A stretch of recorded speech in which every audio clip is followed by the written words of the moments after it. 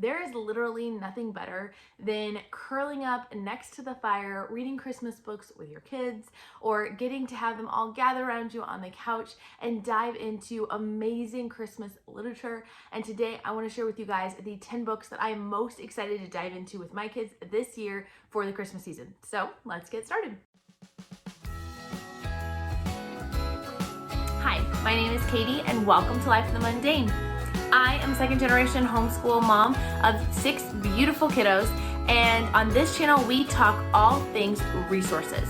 I love to share with you resources that are going to help you in your homeschooling and help encourage you in your biblical parenting, and how you can utilize those to their fullest potential so that you can make the most of the little moments. Hey guys, it's Katie here with Life in Mundane, and I'm so glad you're back here on my channel. And I'm excited to share with you guys these 10 books. The first book we're gonna start with is The Christmas Farm. Now, this book is such a sweet story and honestly a very realistic look into what it takes to have a Christmas tree farm. It starts out with this lady who loves to grow sunflowers in her garden. She enjoys growing them every year, but she's decided that she wants to plant something different this year. As she's getting ready for Christmas, she goes to her back pasture and finds a tree. But then she starts thinking, what about those people who don't have a back pasture where they can go find a tree? And that's when the idea to start her own Christmas tree farm starts. She has a little boy who helps her along the way as they plant the different trees. It's very, very, very neat look into what it takes to actually have a Christmas farm, because truly there's so much.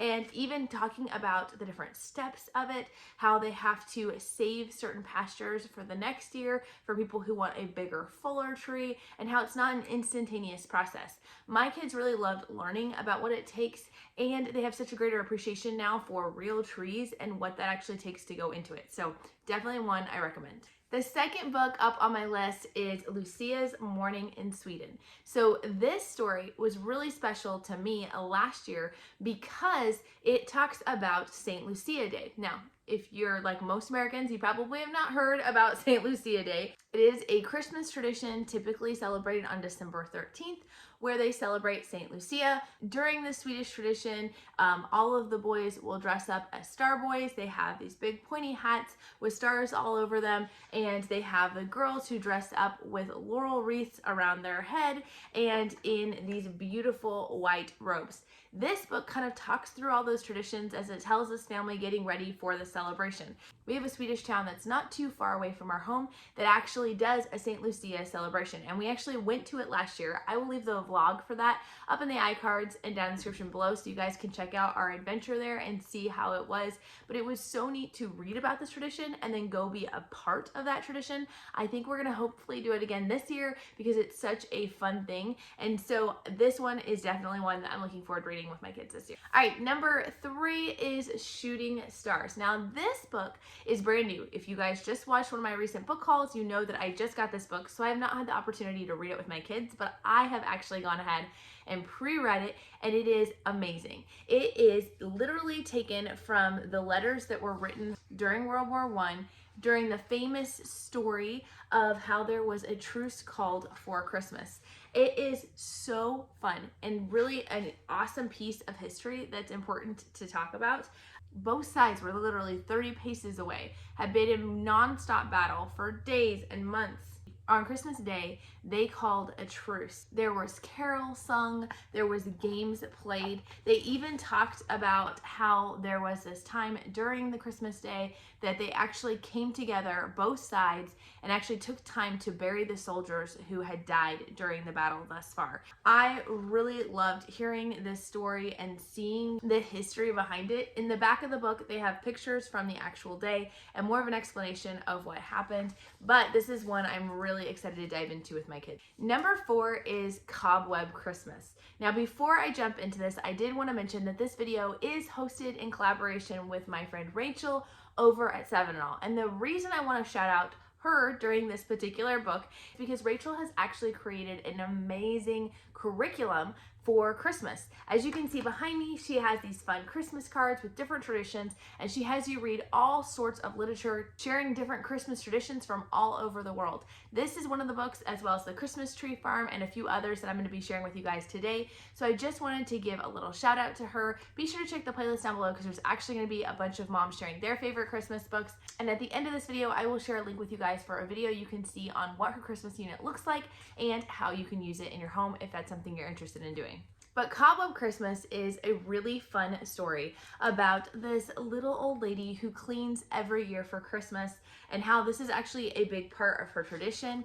She prepares the perfect Christmas tree with baked goods and stringed popcorn. She invites all the neighborhood children to come in and enjoy the goodies on her tree. And then she even talks about inviting a lot of the animals in to enjoy the different things on her tree. But the one thing she has always wanted is a Christmas miracle. And so that night she goes to bed on Christmas Eve, and Kris Kringle, or Santa Claus, walks by and sees a bunch of spiders who say that they have never gotten the opportunity to see her tree because she always shoos them out because she's cleaning and she gets rid of all the cobwebs before Christmas.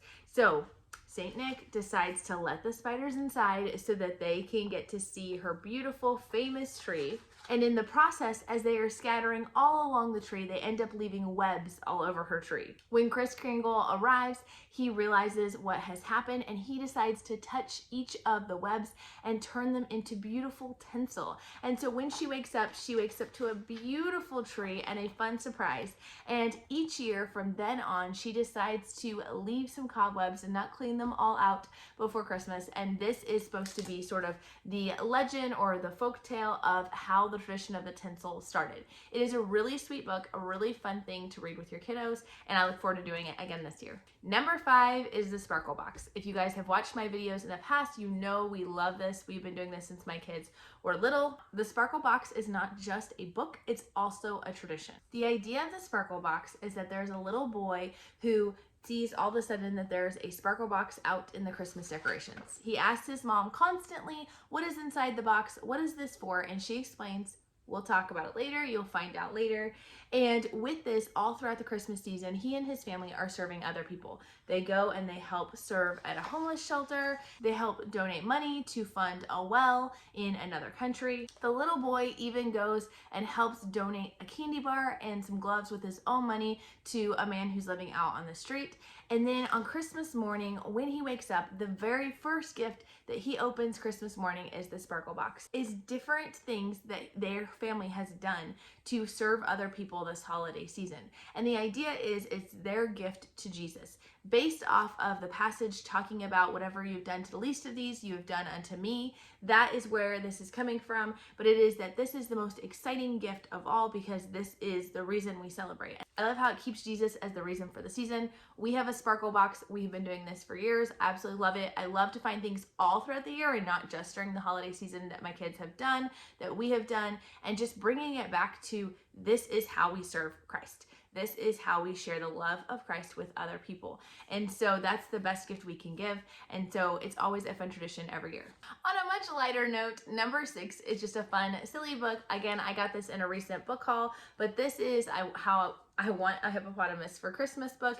It is, for the most part, just the lyrics to the song, but illustrated. If you haven't heard the song, you definitely should, but this is just such a fun one. I literally pulled it out the other day, and the kids had me read it / sing it to them, and they love seeing all the pictures because they've always kind of imagined in their head when they've heard the song what it would look like, but some of the illustrations are really funny and really silly, like giving the hippopotamus a massage and what that actually looks like.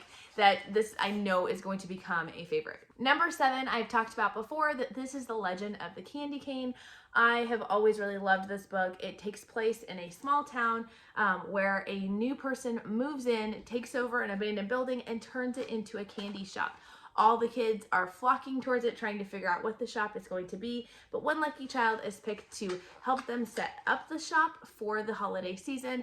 And as they are doing that, as they are revealing all of these candies, the candy shop owner shows her a peppermint stick and explains how it symbolizes the story of Christmas and of Jesus and what he's done for us. One note of caution is that if you hold to the conviction of no images of Christ, there is one picture in this book, but it is very easily covered. So just something to keep in mind. But I really love the way this one really helps to take a regular candy cane, something our kids see all Christmas long, and helps to symbolize and to tell the story of what Jesus has done for them and how they can use that actually as a witnessing tool to other people. So it's always been a favorite of ours. Number 8 is a really fun one. It is Cookies for Santa. We don't do Santa in our home. However, we do stockings, and we have fun reading fun stories about it. I don't have a problem with that, but this was one that I came across several years ago and have absolutely loved. I had to get my own copy, but it is all about Kris Kringle and his special recipe book and how he has these crinkle cookies that he loves to make for his family every year, and he cannot find his recipe book.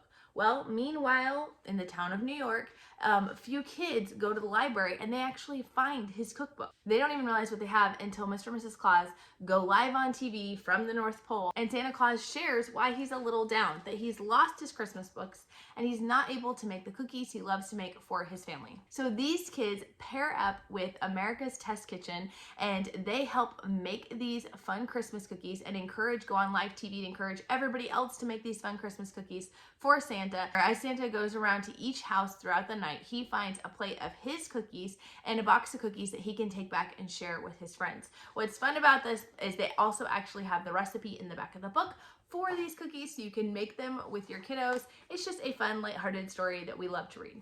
Number 9, this is probably one of my silly favorites, is A Porcupine and a Pine Tree. It's a 12 Days of Christmas parody, but a Canadian version.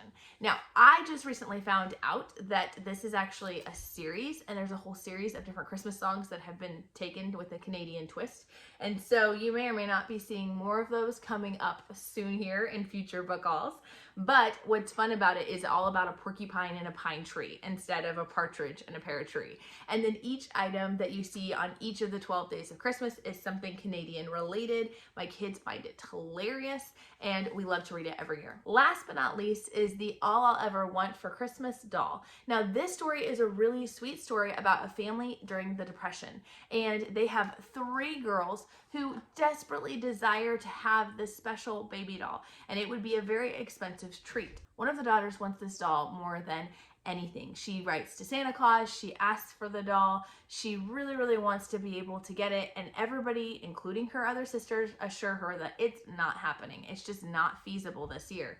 But come Christmas morning, their parents have a fun surprise for them, and sure enough, the doll is under the tree. But there's only one doll, and there's 3 daughters. So the daughters start in normal, typical sibling fashion, fighting over the doll and who gets to have the doll or who gets to play with the doll.